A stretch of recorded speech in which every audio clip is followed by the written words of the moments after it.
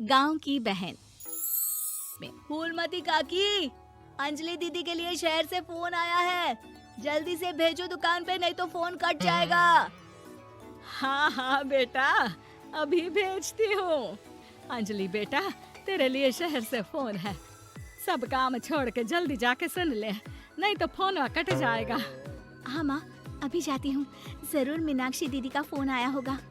हाय अंजलि। नमस्ते दीदी, मेरा मतलब हाय, कैसी हो आप? यहाँ तो सब ठीक है। मामा मामी कैसे हैं? तू कैसी है? मेरे तो एग्जाम्स होने वाले हैं, हर रोज कॉलेज जाना पड़ता है, lectures, extra classes, private coaching. ओ मैं तो इतना थक जाती हूँ, क्या बताऊँ। आपकी कॉलेज वाली बहन जी आपको इतना पढ़ाती है, तो घर कब जाती हैं आप दीदी? अरे नहीं नहीं, ये सब सिर्फ मेरी प्रोफेसर ही पढ़ाती, मैं अलग से दूसरे टीचर्स के पास भी पढ़ने जाती हूँ। दीदी फिर तो आप बहुत थक जाती होगी ना, आप ना पैदल मत जाया करो, टांगा ले लिया करो दीदी।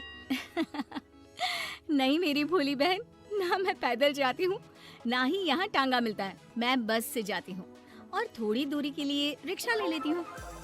सच्ची? वहाँ पर टांगे नहीं, बस चलती है? वाह, वो भी हर रोज? हमारे गांव में भी बस आती है, दिन में 2 बार।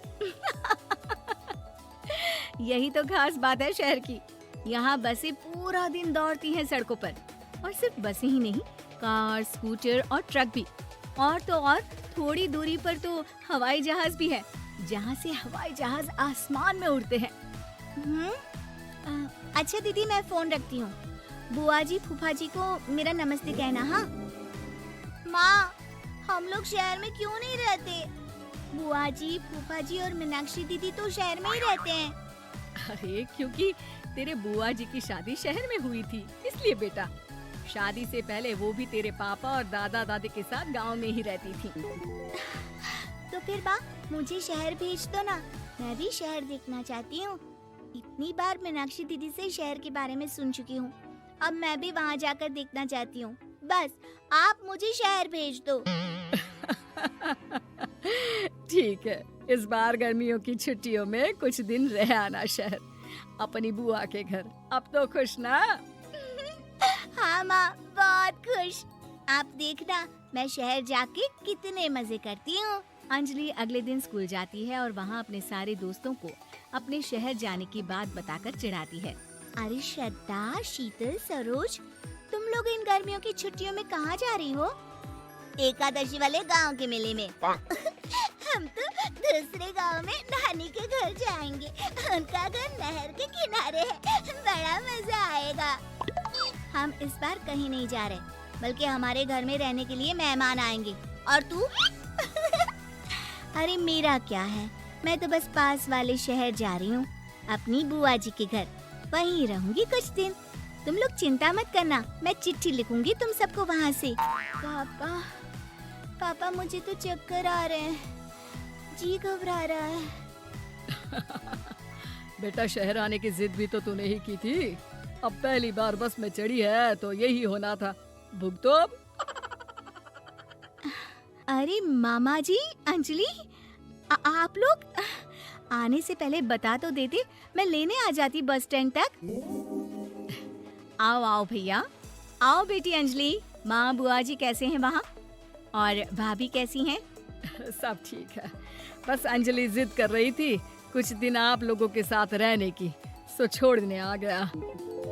दीदी आप मुझे शहर घुमाने ले जाओ ना, मुझे भी शहर देखना है। हाँ हाँ चल, तैयार हो जा जल्दी से। अंजलि तैयार होने जाती है और कुछ देर बाद जब बाहर आती है तो अरे ये क्या कर दिया तूने, मार्केट तक ही तो जाना है, इतनी डार्क रेड लिपस्टिक, इतने बड़े बड़े झुमके और चूड़ियां और चेहरे पर इतना सारा पाउडर।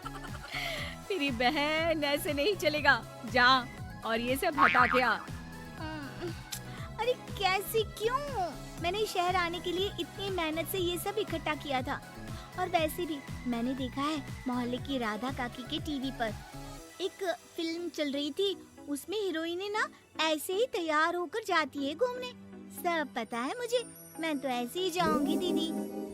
अंजलि शहर की चकाचौंध को देखकर बहुत हैरान और खुश होती है। ऊंची ऊंची इमारतें, सड़क पर दौड़ती गाड़ियाँ, बड़ी बड़ी दुकानें, उसकी एक्साइटमेंट का ठिकाना नहीं था।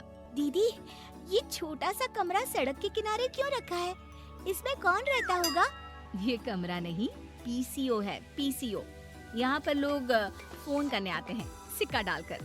ओह, हमारे गांव में तो दुकान पे ही जाते हैं बात करने। अच्छा चल, तुझे रेस्टोरेंट में खाना खिलाने ले चलती हूँ। Excuse me, 2 plate noodles please and 2 Cola. Meenakshi को ऑर्डर प्लेस करते हुए अंजलि बहुत ध्यान से देखती है और थोड़ी ही देर में ऑर्डर लेकर वेटर आ जाता है और खाना टेबल पर रख देता है। अरे, ये लंबी लंबी सेवइयाँ खाते कैसे हैं दीदी? और इसके साथ कोई अचार, प्याज, मूली कुछ भी नहीं दिया, बस ये छोटा सा पेट खुजाने वाला दे दिया है।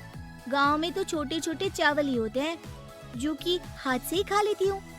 अब इसे कैसे खाऊं दीदी? एक्सक्यूज मी, एक चम्मच प्लीज, और लिटिल प्याज और अचार और मूली और एक गिलास मट्ठा, वो बाद में। हाँ, अब ये सब सुनकर आसपास बैठे लोगों को हंसी आ जाती है। मीनाक्षी भी अपनी हंसी किसी तरह रोकने की कोशिश करती है और वेटर मुस्कुराता हुआ वहाँ से चला जाता है। अंजलि समझ नहीं पाती कि सब किस बात पर हंस रहे थे, लेकिन वो छिप जाती है। दीदी, मुझे लगता है कि मुझे इन सेवइयों को ऐसे ही खा लेना चाहिए, इसी पेट खुजाने वाले कांटे के साथ। एक काम कर, तू मुझे खाते देख, जैसे मैं खाऊं तो भी वैसे ही खा ले। ठीक है दीदी। अंजलि खाते खाते नूडल्स में सिरका ज्यादा डाल देती है, फिर ऊपर से नमक दानी से खेलते हुए काफी नमक भी अनजाने में छिड़क लेती है। अरे, ये क्या क्या खा लिया? अरे हाय हाय, कितना कड़वा है। पानी, पानी, ये काला शरबत ही पी लेती हूँ। और जल्दबाजी में अंजलि जल्दी जल्दी कोला पी लेती है, जिससे उसके नाक में झंझनाहट होती है।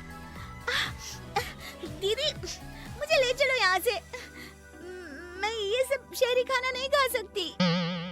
अब शर्म के मारे मीनाक्षी अपनी बहन को वापस घर ले जाती है और कहती है कि देख अंजलि, माना कि शहर और गांव एक दूसरे से बहुत अलग हैं, लेकिन इसका मतलब ये नहीं कि हमेशा शहर ही बेहतर हो और उस वजह से हमें वो सब करना पड़े जो हम नहीं कर सकते। शहर में सहूलतें तो हैं ही, पर चुनौतियां भी हैं। हम जहाँ भी रहें, हमें कभी अपने आप को कम या ज्यादा नहीं समझना चाहिए।